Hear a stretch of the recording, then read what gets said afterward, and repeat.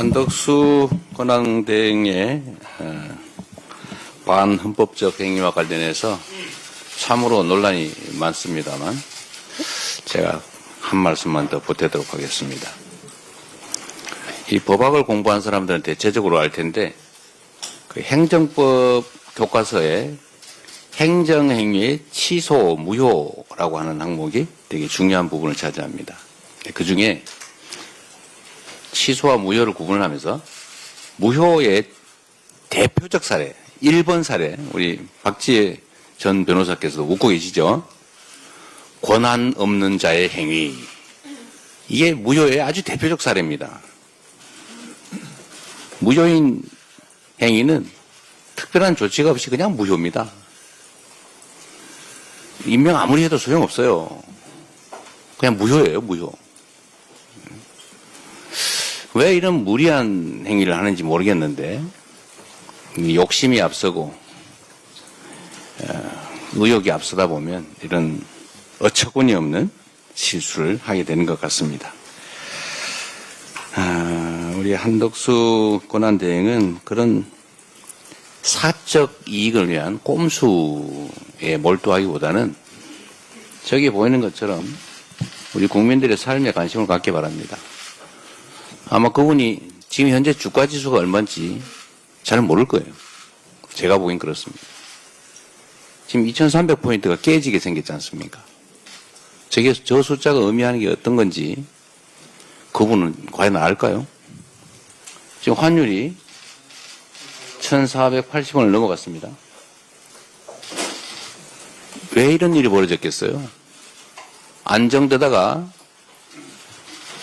윤석열 전 대통령 탄핵으로 환율이 안정되다 갑자기 치솟지 않습니까? 물론 대외 요건도 있겠지요. 그러나 중요한 것은 이런 국가 혼란상 때문이 아닌가 싶어요. 국민의 공복으로서 책임감이 조금이라도 있었으면 이런 핵에 망측한 하나마나한 혼란만 초래하는 이런 일들은 하지 않았을 것 같습니다.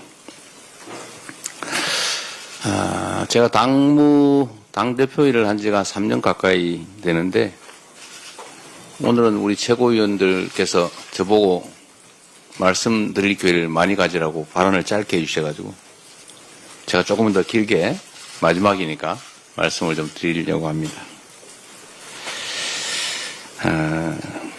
이 공직이라고 하는 게 일을 하자면 끝이 없고 안 하자면 표시도 안 나는 그런 영역의 일들 같습니다.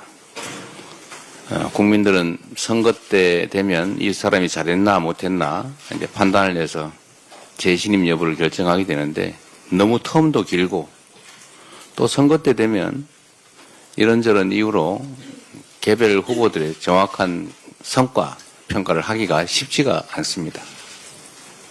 집단 속이 숨기가 쉽지요.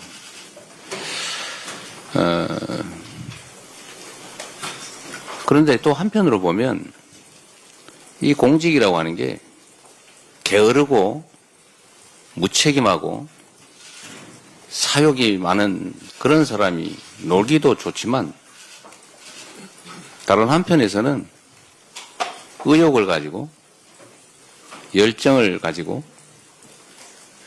실력을 발휘하면 정말로 큰 일을 할 수가 있습니다. 큰 성과를 만들 수가 있죠. 엄청난 차이가 날 수 있습니다. 엄청난 거대한 신화를 만드는 거야 쉽지가 않겠지만 작은 일들을 챙기면 성실하게 많이 챙기면 정말로 큰 일을 해낼 수가 있죠. 공직자들 입장에서는 사소한 민원, 작은 일이라고 생각되는 것도 그 해당 당사자 입장에서는 목숨이 걸린 일인 경우가 엄청나게 많습니다. 500명의 목숨이 걸린 일, 1년에 15,000명 가까이가 스스로 목숨을 끊는 일, 왜 그럴지 원인을 찾아내는 일, 어찌 보면 쪼개놓으면 정말 사소할 수 있죠. 그러나 그 사람들은 자신의 삶을, 생을 버릴 만큼 심각한 일들입니다. 민원이라고 하는 이름으로 우리 각 행정기관, 정치권에 전달되는 그 수없이 많은 민초들의, 우리 국민들의 목소리, 그 민원을 취급하는 공무원 또는 그 일을 맞닥뜨리는 정치권, 소위 정부 영역에서는 뭐 별거 아닌 일들인 경우가 많죠. 우리 전현희 최고위원께서 그 민원을 처리하는 방법을 뭐 제안도 하시고 하시던데, 하여튼 이 정부 입장에서 보면 그 수천만 건, 천수백만 건의 민원이라고 하는 게 정말로 귀찮고 어찌 보면은 뭐 별것도 아닌 사소한 일처럼 느껴지지만 그 당사자는 목숨이 걸린, 인생이 걸린 일인 경우가 많지요. 개개인도 그렇지만 뭐 수백 명 또는 수천 명, 수만 명, 뭐 수만 명 정도의 이해관계가 걸린 그런 일들이 우리 정치권에서 보면 수백만, 수천만이 걸린 일도 엄청나게 많으니까 관심의 대상이 되기 어렵죠. 그러나 대한민국이라고 하는 공동체는 결국 그 한 명의 국민이 모여서 만든 거 아니겠습니까? 또 그 한 명의 목숨과 인권이라고 하는 것은 우주의 무게를 가진 것이죠. 그래서 작은 일들도 다 소중하고 중요한 일들입니다. 그런데 이게 공무라는 걸 하다 보면 자꾸 당장에 나타나는 큰 일에 집중하게 되고, 그러다 보면 이런 일들을 자꾸 경시하게 되죠. 그 속에서 많은 사람들은 해결 가능함에도 불구하고 그 해결 가능한 일 때문에 고통받고 심지어 극단적인 결과를 빚기도 합니다. 행정 영역보다 사실 정치 영역은 그런 경향이 훨씬 더 심한 것 같아요. 최근에 이거 군사 쿠데타를 겪으면서 우리 국민들께서, 우리 국회의원들이 지역에 가면 전에는 코빼기도 안 보이고 왜 이제 나타났어 이러다가 요즘은 일 안 하고 왜 나타났어 이렇게 말씀을 많이 하신다고 해요. 전에는 이 인간이 어디 가서 맨날 놀기만 하면서 어디 동네 인사라도 다녀야지 인사도 안 다니네 이렇게 생각하다가 요즘 보니까 정말로 할 일도 하고 고생도 많이 하고 밥값을 안 해. 더 중요한 일을 해야지 왜 동네 이런 행사에 나타나? 이런 생각을 하게 된 것 같습니다. 국회나 공직자에 대한 국민들의 평가가 많이 바뀌신 것 같아요. 실제로 제가 보기에는 몇 년 사이에 많이 바뀐 것 같습니다.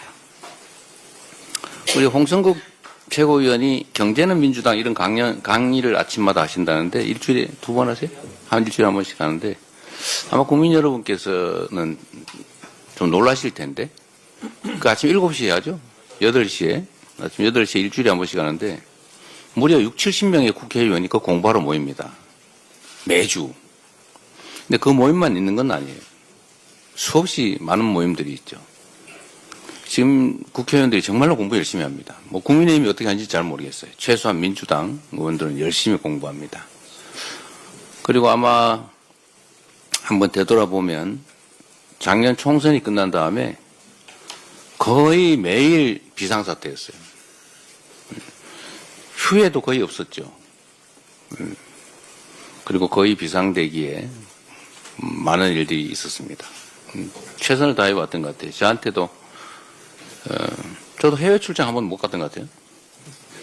이 중에도 많을 거예요.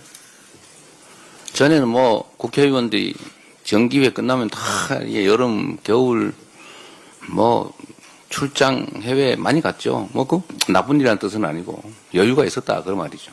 지금은 그러지도 못할 만큼 일이 바쁩니다. 그리고 훌륭하게 그 역할을 해내고 있는 것 같아요. 그래서 성과들도 꽤 낸 것 같습니다. 당의 문화도 많이 바뀐 것 같습니다. 민주 없는 민주당이라는 비난을 과거에는 좀 들었는데 요즘 많이 사라진 것 같아요. 당원들이 당의 중심이 된 진정한 민주적 정당, 민주당이 돼 가는 것 같습니다. 또 한편으로 국민이 주인인 나라, 이게 작년 비상계엄 사태로 위기를 겪긴 했는데 역시 위대한 국민들의 힘으로 다시 국민이 주인인 진정한 민주공화국으로 되도록 하고 있는 것 같습니다. 우리 다 국민들의 헌신과 또 희생 덕분이죠. 3년간 당대표로서 나름 성과 있게 재임할 수 있었던 것에 대해서 감사드립니다. 이거는 결국 우리 당직자 또 당원, 우리 최고위원님들 포함한 의원님들, 지역위원장 여러분 모두 고생해 준 덕분입니다. 출발할 때는 험했는데 그래도 퇴임하는 상황에서는 출발할 때보다는 상황이 좋은 것 같아요. 모두 여러분들의 덕분입니다. 이제 또 새로운 일을 시작하게 되겠죠. 아쉽거나 뭐 홀가분하거나 뭐 그런 느낌은 사실은 없어요. 우리 더불어민주당은 지금 저의 거의 대부분이라고 할 수 있죠. 사생활을 제외한 나머지 삶의 거의 대부분이 더불어민주당입니다.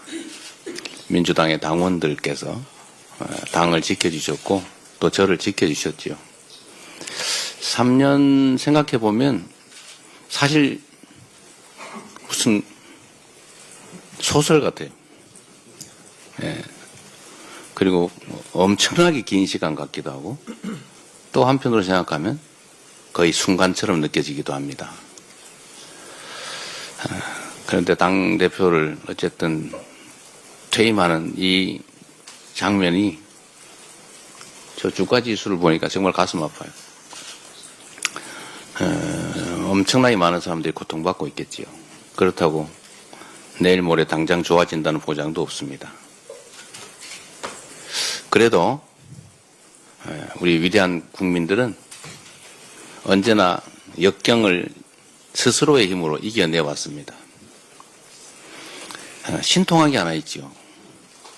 대통령이 비상계엄을 선포하고 탄핵이 되고 나니까 대북비라와 대남 오물풍선이 사라졌습니다. 희한하지 않습니까? 광주 5.18 민주화운동 당시에 군과 경찰이 철수를 하고 나니까 절도사건, 폭력사건 하나 없는 완벽한 공동체가 열흘 동안 이어졌었죠. 그게 저는 국민의 힘이라고 믿습니다. 국민의 힘 당 말고요. 우리가 겪는 이 어려움도 우리 국민들께서 과거의 그 역경을 이겨낸 위대한 DNA를 발휘해서 빠른 시간 내에 이겨낼 것으로 믿고 저도 그 역정에 함께하겠습니다.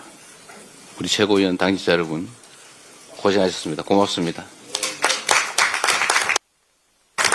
그리고 제가 이 말을 하는 순간에 사퇴를 했다고 그래서 종료 선언도 제가 하면 안 된다고 이걸 넘겨드리도록 하겠습니다.